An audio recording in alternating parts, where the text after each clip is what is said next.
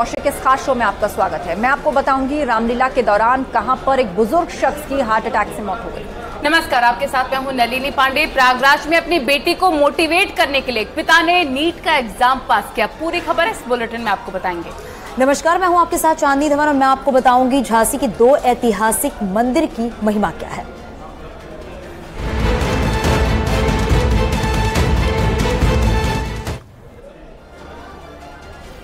अचानक heart attack के मामले लगातार बढ़ रहे हैं। चलते चलते लोगों को कार्डियक अरेस्ट आता है जिससे उनकी मौत हो जाती है। ऐसी ही घटना मिर्जापुर में हुई है जहां पर रामलीला में अपना किरदार निभाने के दौरान एक बुजुर्ग को हार्ट अटैक आ गया।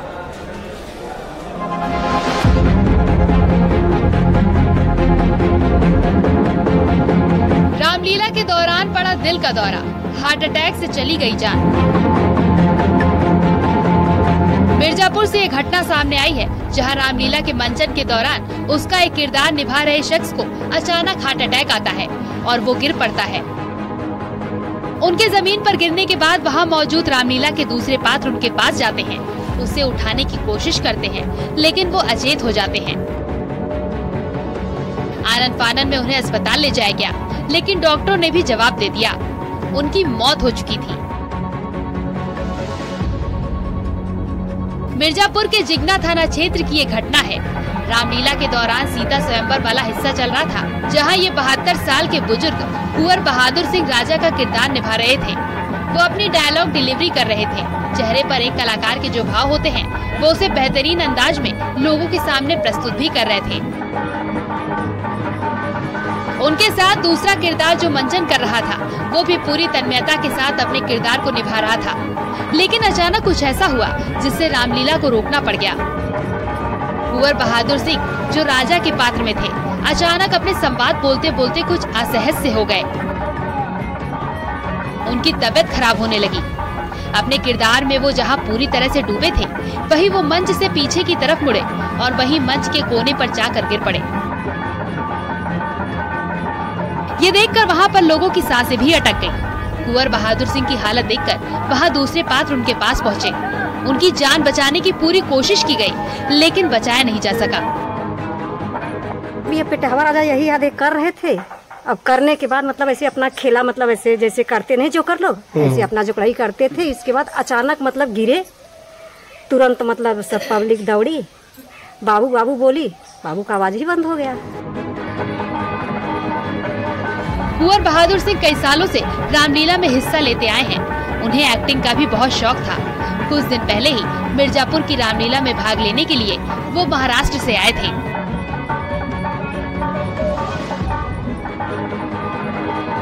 कुंवर बहादुर सिंह रामलीला में पान विक्रेता विभीषण और राजा जनक के अभिनय के लिए चर्चित कलाकार माने जाते थे, लेकिन एक अनहोनी में उनकी जान चली गई। अचानक हार्ट अटैक आने के कई मामले लगातार सामने आ रहे हैं जो बेहद ही चिंता में डालने वाले हैं। मिर्जापुर से न्यूज़ 18 के लिए सुमित गर्ग की रिपोर्ट।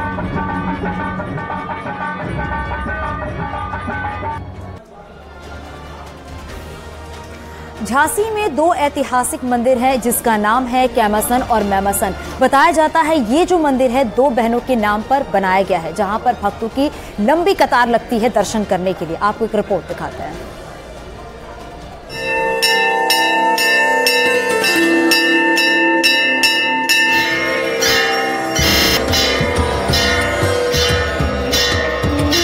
देश भर में नवरात्रि की रौनक है। माता का आशीर्वाद लेने के लिए मंदिरों में श्रद्धालुओं की भीड़ उमड़ी हुई है। अब बात नवरात्रि की आ रही है तो झांसी के 2 ऐतिहासिक मंदिरों के बारे में आपको बताते हैं जो अपने आप में इतिहास समेटे हुए हैं। 2 बहनों के नाम पर ये मंदिर बनाए गए हैं।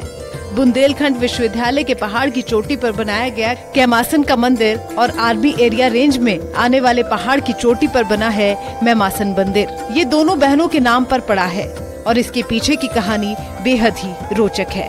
कैसे मुगल शासक से बचने के लिए दोनों बहनों ने अपनी जान की बाजी लगा दी और ये मंदिर कैमासन का मंदिर है जो कैमासन नाम की युवती के नाम पर बनाया गया है।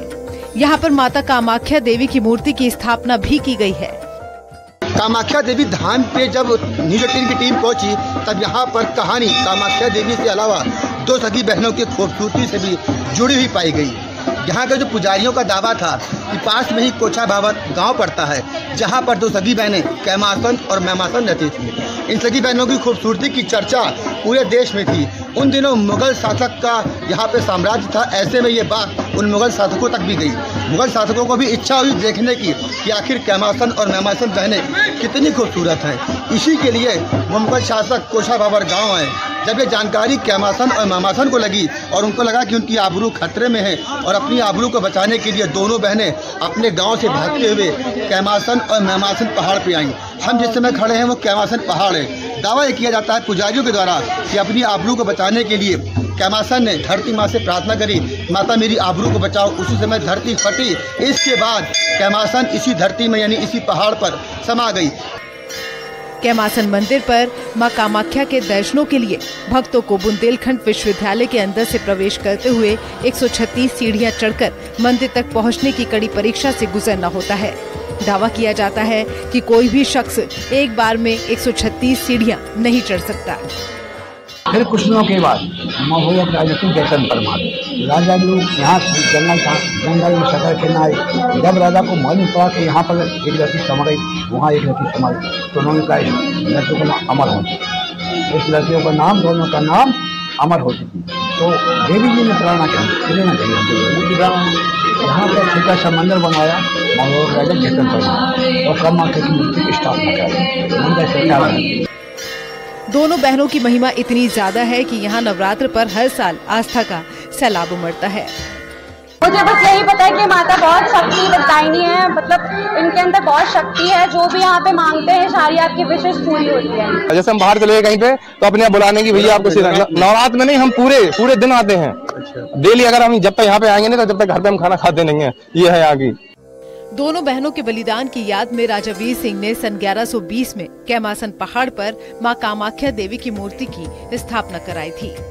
झांसी से न्यूज़ 18 के लिए अश्वनी मिश्रा की रिपोर्ट।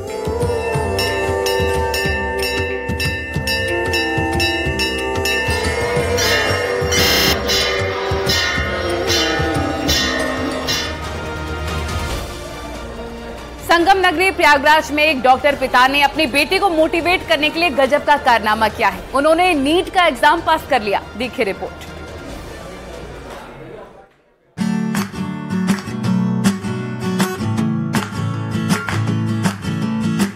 हर एक माता पिता की चाहत होती है कि उनका बच्चा अपने जीवन में ऊंचाइयां छुए।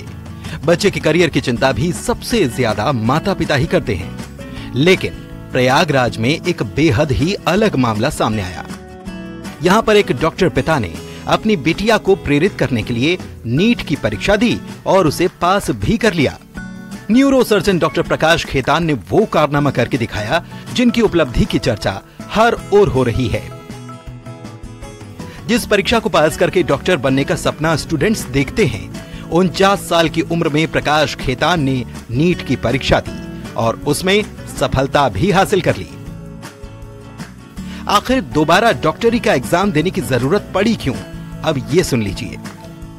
क्या सोच थी, क्या मंशा थी जब आपने ये सोचा कि बेटी के साथ आप भी परीक्षा देंगे, और कैसे किया ये कारनामा? नहीं, बेटी के साथ परीक्षा देने की मंशा नहीं थी। बेटी में एक कंपटीशन का अप्रोच डालने की मंशा थी और बेटी को जो उसके डिफिकल्ट सब्जेक्ट्स थे, एनसीईआरटी का जो सिलेबस था, उसके साथ उसको कैसे आत्मसात करने, कैसे पढ़ाई को फोकस करनी है, कैसे पिछले साल के क्वेश्चंस आए हैं उस क्वेश्चन के अनुसार हमें कहाँ किस सब्जेक्ट में फोकस करना है। तो उस फोकस पढ़ाते पढ़ाते एक समय ये लगा कि हाँ भाई, मेरी भी तैयारी बहुत अच्छी हो गई है बच्ची के साथ साथ, तो क्यों ना हम नीट का एग्जाम दे दें। 30 साल पहले जिस सब्जेक्ट की पढ़ाई वो छोड़ चुके थे, उनको उन्होंने अपनी जिंदगी में दोबारा उतारा। हर दिन 5 से 6 घंटे वो बिटिया के साथ पढ़ाई करते। क्लियर कर चुके थे केजीएम से, जैसे मेडिकल संस्थान से आपने एमबीबीएस किया, तो आपको लगता था कि क्या इतने साल बाद अगर बेटी के साथ आप तैयारी करेंगे, एग्जाम देंगे तो क्रैक करेंगे? बिल्कुल, शुरू में ऐसा नहीं था, लेकिन जब 2-3 महीने की पढ़ाई हुई तो एकदम ये लगने लगा कि बहुत अच्छे मार्क्स आएंगे और सब्जेक्ट से कमांड है। पिछले साल के जितने क्वेश्चंस हैं, कहाँ से आ रहे हैं, कैसे पढ़ना है, कैसे एग्जाम देना है, ये सारा चीज मैंने ये एकदम आत्मविश्वास से मैं लबरेज था कि अगर मैं फॉर्म भरूंगा, एग्जाम दूंगा तो निश्चित रूप से अच्छे मार्क्स आएंगे। हालांकि उनके खुद के पास होने से ज्यादा उन्हें इस बात की खुशी है कि उनकी बेटी का सिलेक्शन MBBS में हो चुका है। बच्ची को हमने भेजा था, कोटा भेजा था हमने बच्ची को। कोटा से बच्ची कोविड-19 में और लॉकडाउन में वापस लेके आए। उसके बाद बच्ची के अंदर एक हताशा थी, एक निराशा थी, एक चिड़चिड़ापन था। उसको कई बार लगता था कि मैं डॉक्टर नहीं बनूंगी। तो उस निराशा को दूर करने के लिए आप उसके साथ लगे? बिल्कुल, मैंने एक पॉजिटिव रवैया पूरी तरह अपनाया कि मैं उस बच्ची को पढ़ाऊंगा। और चूंकि ये सब सब्जेक्ट हम लोग पढ़े हुए थे तो उसको एक बार रिवाइव करने की जरूरत थी।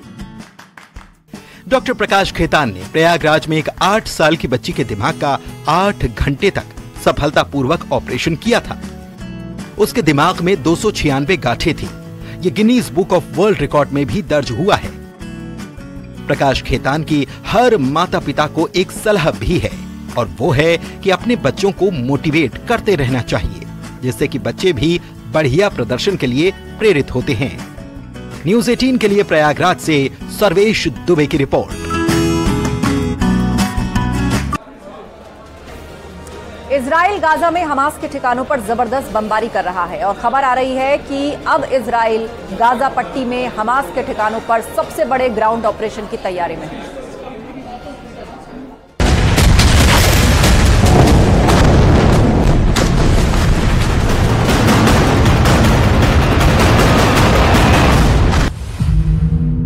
गाजा पट्टी फिलिस्तीन के चरमपंथी संगठन हमास के नियंत्रण वाला वो हिस्सा जहां इजराइल और हमास के बीच आर पार की जंग जारी है। इजराइल पर हमास के हमले के 14 दिनों में इजराइल ने गाजा में हवाई हमले कर तबाही मचा दी है।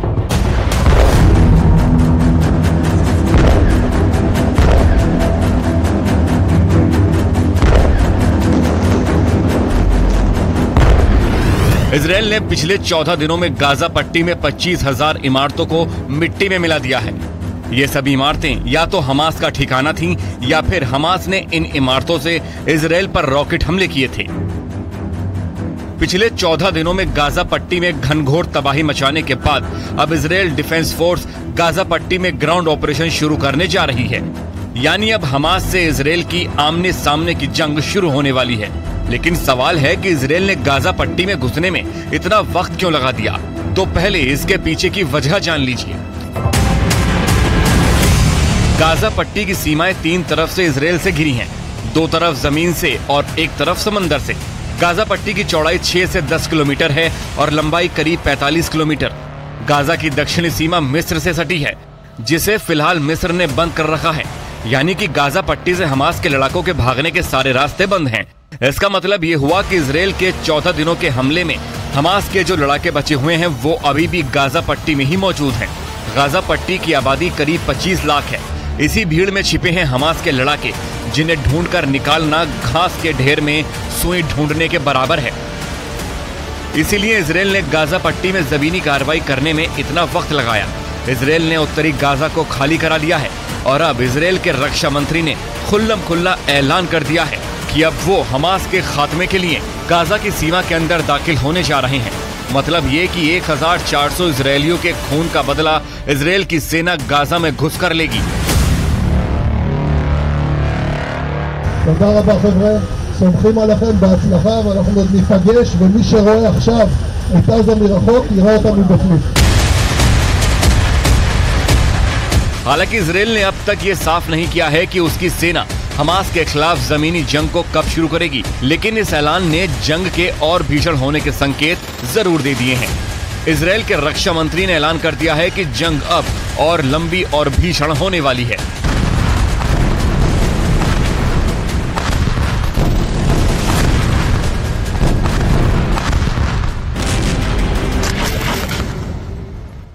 הקרב יהיה קרב ממושך, הקרב יהיה קרב קשה, אנחנו נהיה מדויקים, חדים, קטלניים, אבל יהיו מחירים. אנחנו נשלם מחירים ואנחנו נמשיך עד שנבצע את המשימה במלואה. अब यहाँ से समझना जरूरी है कि इजराइल की सेना गाजा की उस बारूदी जमीन पर कदम क्यों रखने जा रही है, जिसे अमेरिका भी आत्मघाती बता चुका है। इजराइल के इस फैसले की वजह भी समझ लीजिए। हमास के कब्जे में अब भी 200 से ज्यादा बंधक मौजूद हैं, जिन्हें इजराइल की तमाम डेडलाइन के बावजूद हमास ने रिहा नहीं किया। इजराइल का मकसद इन बंधकों को छुड़ाना है। लगातार हवाई हमले के बावजूद हमास जवाबी हमले कर रहा है। इजराइल का मकसद हमास की इस ताकत को नेस्तनाबूद करना है। हमास के आतंकी गाजा की सीक्रेट सुरंगों में छिपकर इजराइल पर हमले को अंजाम दे रहे हैं। इजराइल का मकसद गाजा में बनी इन सीक्रेट सुरंगों को तहस नहस कर देना है।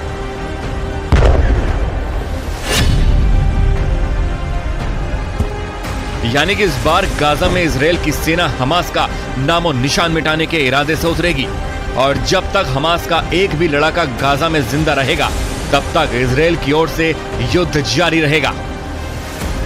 गाजा में ग्राउंड ऑपरेशन शुरू करने से पहले इजरायली प्रधानमंत्री बेंयामिन नेतन्याहू ने भी गाजा बॉर्डर पहुंचकर जवानों की हौसला अफजाई की।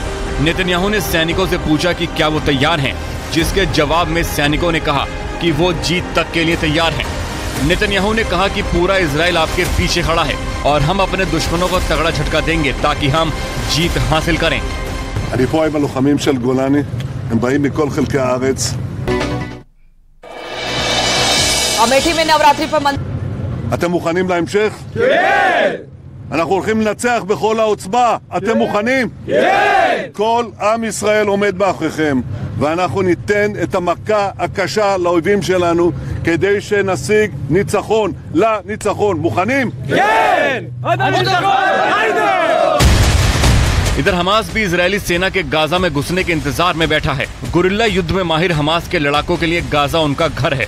गाजा का चप्पा चप्पा उन्हें पता है और सबसे बड़ी बात यह है कि गाजा की जमीन के नीचे हमास की एक अलग दुनिया है, सुरंगों की दुनिया। गाजा के नीचे हमास ने सुरंगों का ऐसा जाल बिछाया है जो उनके लिए कवच है, लेकिन इजरायली सेना के लिए मौत का ऐसा जाल जिसमें वो फंस कर रह जाएंगे।